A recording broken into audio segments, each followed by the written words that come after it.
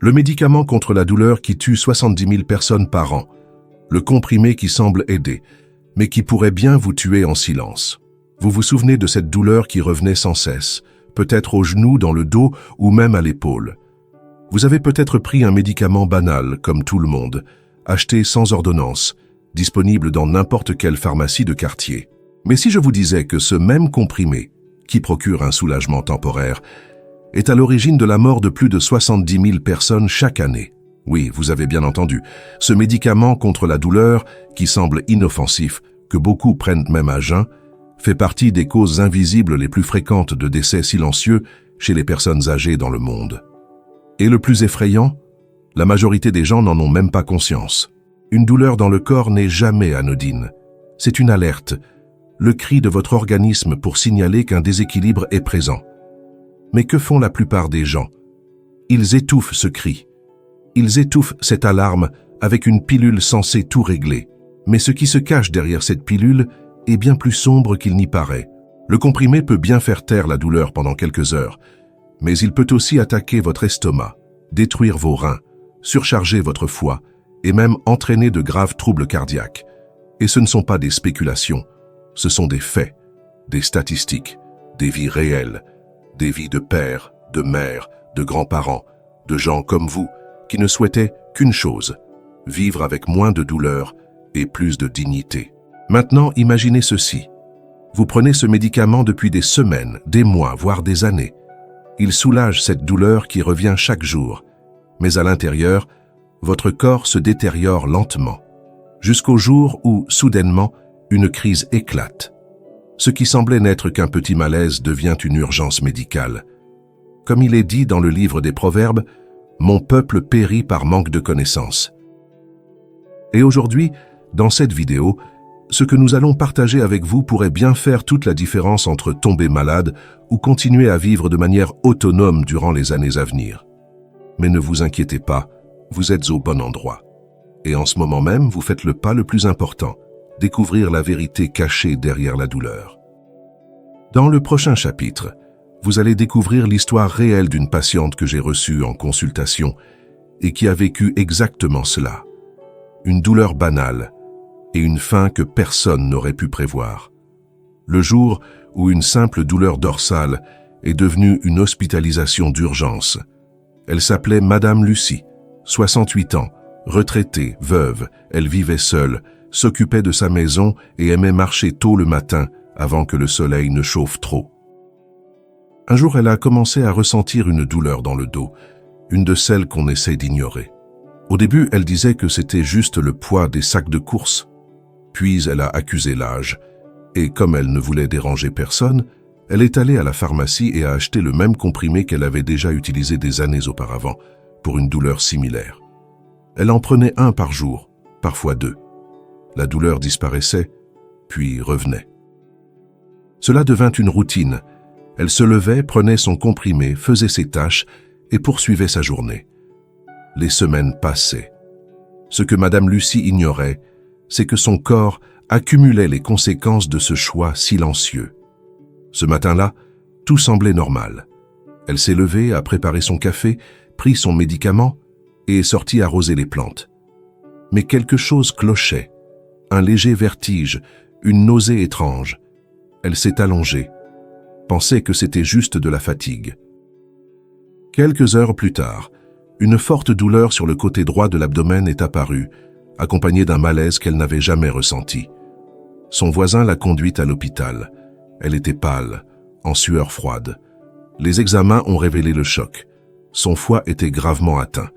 Un cas de toxicité sévère, probablement dû à une utilisation prolongée d'anti-inflammatoires. Elle ne buvait pas, ne fumait pas, mangeait sainement. Mais cette habitude de faire taire la douleur avec des pilules se payait désormais au prix fort. Et voici le détail qui m'a le plus marqué ce jour-là. Lorsqu'elle a entendu le diagnostic, son visage n'exprimait pas la surprise, mais la tristesse. Elle a murmuré, comme pour s'excuser auprès d'elle-même, qu'elle voulait simplement tenir un peu plus sans déranger personne. Combien de personnes, comme Madame Lucie, choisissent le silence plutôt que le soin? Combien empruntent ce chemin sans savoir qu'il peut être sans retour? La douleur, d'apparence banale, est devenue une menace vitale. Et tout a commencé par un simple comprimé, pris quotidiennement sans y penser. La douleur est une alarme du corps, mais le silence peut devenir une condamnation. Et il y a un schéma caché dans tout cela que vous devez comprendre maintenant. La vérité que personne ne vous a dite sur les anti-inflammatoires les plus vendus du pays. Les médicaments comme celui que prenait Madame Lucie font partie des plus vendus en France. Ibuprofène, diclofenac, naproxène. Ce sont des noms familiers qui inspirent confiance presque inoffensifs. Ils sont partout, en rayon dans les armoires à pharmacie, dans la poche de ceux qui souffrent. Mais ce que beaucoup ignorent, c'est que ces comprimés contiennent une substance chimique dangereuse qui, utilisée de façon continue, déclenche un effet domino dans le corps. Ces médicaments agissent en bloquant une enzyme appelée cyclooxygénase, ou COX. Il existe deux types principaux de cette enzyme. L'une est bien responsable de l'inflammation, oui, mais l'autre protège l'estomac, les reins et le cœur. Quand vous prenez un anti-inflammatoire, il ne choisit pas laquelle bloquer. Il les désactive toutes. Cela signifie qu'en réduisant l'inflammation, il supprime aussi les défenses naturelles de votre organisme. C'est comme si vous désactiviez l'alarme de votre maison pour éviter le bruit, tout en laissant la porte grande ouverte toute la nuit. Au début, le corps tient bon, mais à force d'usage, les dégâts s'accumulent en silence. Ulcères gastriques, hémorragies internes, insuffisance rénale, chute de tension, risque d'infarctus. Et tout cela peut arriver sans que la personne ne s'en aperçoive, jusqu'à ce que le corps, à bout, lance un signal violent. Le plus alarmant, c'est que ces médicaments ne sont quasiment jamais accompagnés d'un avertissement visible sur ces dangers. Ce que le consommateur reçoit, c'est la promesse d'un soulagement. La douleur disparaît quelques heures, et cela semble suffisant. Personne ne prévient que ce soulagement peut coûter très cher. Trop cher.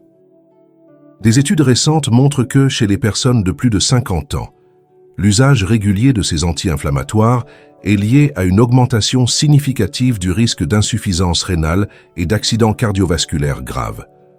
Le nombre d'hospitalisations liées à des complications provoquées par ces médicaments ne cesse de croître. Et malgré cela, ils continuent à être prescrits de manière indiscriminée, comme de simples bonbons contre la douleur. C'est là que réside la plus grande injustice. Ce qui devait vous protéger vous rend malade.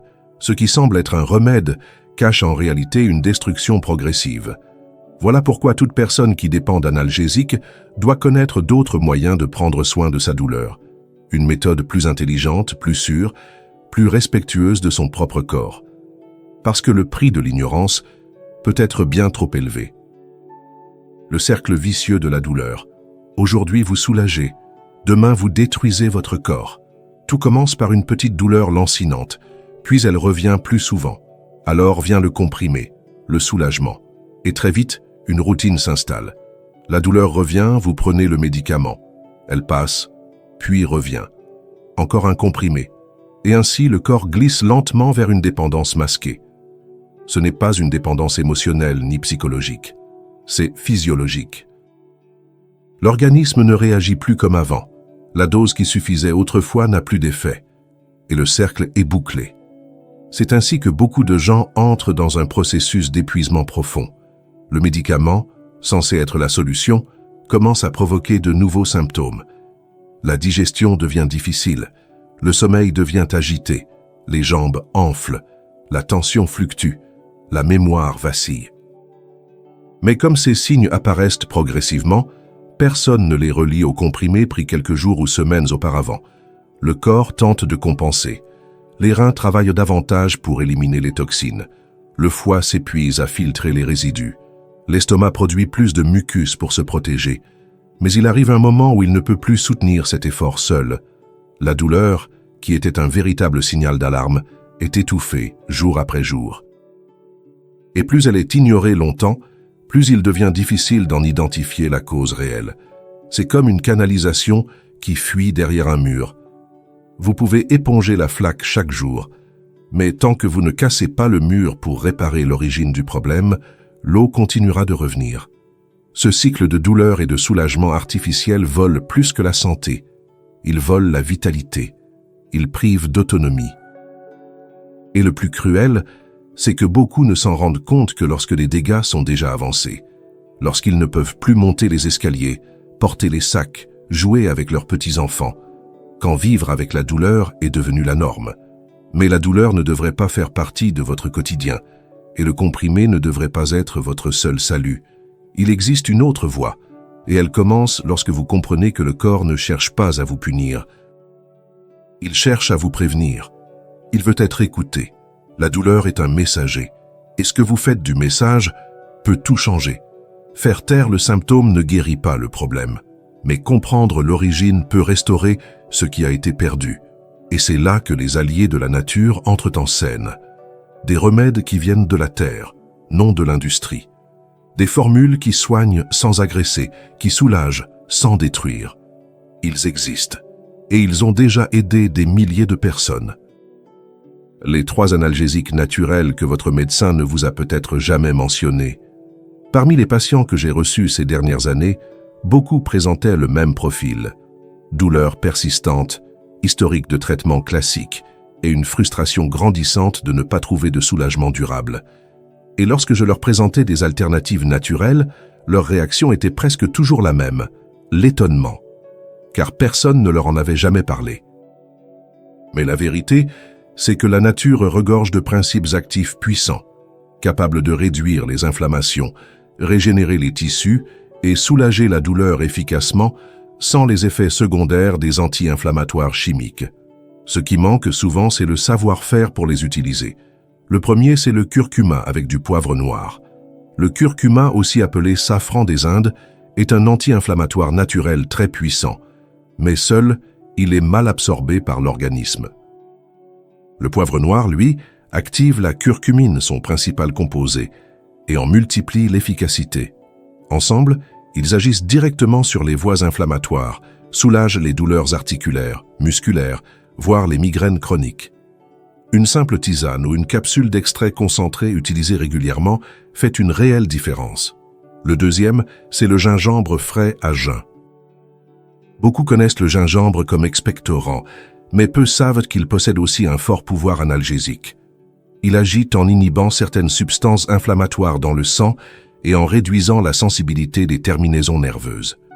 Un petit morceau mâché au réveil ou infusé dans de l'eau chaude peut aider à soulager les douleurs dorsales, les genoux douloureux ou même les crampes, et cela sans surcharger les reins ni irriter l'estomac. Le troisième, c'est l'huile de copaïba, utilisée en compresse tiède. Extraite d'un arbre d'Amazonie, l'huile de copaïba est considérée comme l'un des anti-inflammatoires naturels les plus complets. Appliquée directement sur la zone douloureuse, notamment les articulations comme l'épaule, la hanche ou le genou, elle pénètre profondément dans les tissus, réduit l'inflammation et améliore la mobilité. De nombreux seniors souffrant d'arthrose constatent une amélioration significative après quelques jours d'utilisation. Ces 3 alternatives ne promettent pas de miracle. Elles promettent des résultats durables, avec constance. Elles respectent le corps, ne nuisent pas aux organes internes et, contrairement aux comprimés, aident à régénérer ce qui a été endommagé. Et si vous souhaitez aller plus loin et apprendre à combiner ces plantes avec des recettes, des aliments et des pratiques qui renforcent tout votre organisme, nous avons préparé un guide spécial. Un guide pratique conçu pour ceux qui veulent vivre mieux et plus longtemps, avec moins de douleur et plus d'énergie. Le guide des recettes. Pour ne pas tomber malade est disponible dès maintenant. Le lien est juste en dessous, dans la description, et aussi dans le premier commentaire épinglé. Ce guide a déjà aidé des milliers de personnes à retrouver leur vitalité sans dépendre de médicaments agressifs. Il peut faire la même chose pour vous. Le soulagement que vous cherchez est peut-être plus proche que vous ne le pensez. Mais cette fois, il vient de la terre, et non de la pharmacie. Le chemin de la restauration, ce que vous devez commencer à changer dès aujourd'hui. Quand le corps tombe malade en silence, c'est qu'il y a quelque chose qui est ignoré depuis trop longtemps. Mais en même temps qu'il dénonce les excès, il propose aussi des voies de guérison. Et un organisme affaibli peut, oui, être restauré, à condition que vous arrêtiez de faire taire les symptômes et que vous commenciez à nourrir les causes de la guérison. La première étape consiste à ne plus voir la douleur comme une ennemie. Elle est seulement le reflet de quelque chose de plus profond. C'est pourquoi il faut changer de perspective. Au lieu de combattre l'inconfort, ce dont votre corps a besoin, c'est de soutien. Un soutien pour les tissus enflammés, pour les articulations usées, pour les organes surchargés. Et ce soutien commence par la façon dont vous nourrissez vos cellules chaque jour. Il y a des aliments qui enflamment et d'autres qui réparent. Le sucre, les graisses artificielles, les produits ultra-transformés intoxiquent silencieusement l'organisme. En revanche, les légumes verts, les racines anti-inflammatoires, les céréales complètes et les infusions thérapeutiques offrent un soulagement réel, sans effet secondaire. Quand vous remplacez le pain blanc du matin par un porridge à base d'avoine et de curcuma, vous ne vous contentez pas de manger, vous renforcez vos tissus. Quand vous troquez le soda contre une tisane de gingembre au citron, vous purifiez votre sang. Quand vous appliquez une compresse de copaïba le soir, vous respectez le rythme naturel de votre corps. Ce sont de petits gestes, mais dont l'effet cumulé est puissant.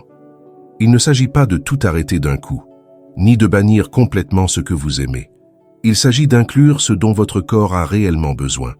La guérison commence avec la décision de prendre soin de soi, et elle se poursuit avec l'engagement quotidien de changer une habitude à la fois. Vous n'êtes pas seul dans ce processus. Le bon savoir peut transformer des vies. C'est pour cela que nous avons créé le guide des recettes pour ne pas tomber malade, avec des conseils concrets pour soulager les douleurs, renforcer le corps et retrouver l'énergie perdue.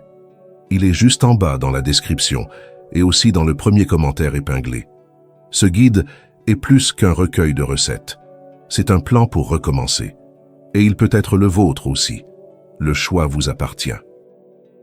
Continuez à traiter la douleur ou commencez à reconstruire votre santé. Le corps est déjà prêt. Il ne manque plus que vous. Allez-vous continuer à ignorer cet avertissement ou choisir de vivre avec sagesse? Il y a des moments dans la vie où le corps parle plus fort que n'importe quel conseil.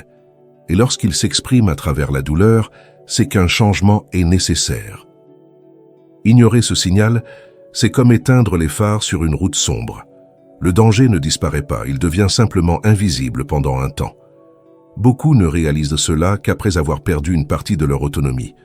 Lorsqu'ils ne peuvent plus marcher comme avant, se lever du lit sans difficulté, accomplir les tâches simples du quotidien sans dépendre de quelqu'un. Et le plus triste, c'est de savoir que cela, dans la grande majorité des cas, aurait pu être évité, avec des choix différents, faits au bon moment. Il existe une sagesse ancienne qui dit « Celui qui sème le soin récolte la vitalité ». Et celui qui s'obstine à ignorer les signaux du corps en paiera tôt ou tard le prix. La bonne nouvelle, c'est qu'il n'est jamais trop tard pour commencer. Le corps humain est une œuvre d'art. Il se renouvelle, s'adapte, se régénère. Il suffit d'arrêter de le saboter et de commencer à coopérer avec lui. Mieux manger, se reposer avec qualité, utiliser les ressources naturelles offertes par la terre. Tout cela n'est pas un luxe, c'est une question de survie. Et plus encore, c'est une question de dignité. C'est vivre les années les plus matures avec lucidité, énergie, mouvement, présence, sans la peur de dépendre, sans la peur de perdre. Et lorsque vous choisissez cette voie, vous envoyez un message clair à vous-même, que votre vie a de la valeur, que vous refusez de vieillir dans la douleur comme si c'était une punition, que vous refusez de dépendre d'une pharmacie pour ressentir un peu de soulagement. Vous affirmez que vous voulez plus, que vous méritez plus. Comme le disait Socrate, le secret du changement, c'est de concentrer toute votre énergie, non pas à combattre l'ancien, mais à construire le nouveau. Et ce nouveau commence maintenant, avec une simple décision, ne plus ignorer les signaux. Écoutez ce que votre corps vous dit, répondre avec sagesse, agir avec courage. Si vous êtes arrivé jusqu'ici, vous avez déjà franchi la première étape. Maintenant, écrivez dans les commentaires. Je choisis de prendre soin de ma santé. Partagez cette vidéo avec quelqu'un qui prend des médicaments contre la douleur chaque jour. Cela pourrait bien être l'alerte qu'il attendait pour changer. Car vivre avec sagesse n'est pas une chance, c'est un choix, et vous venez de faire le vôtre.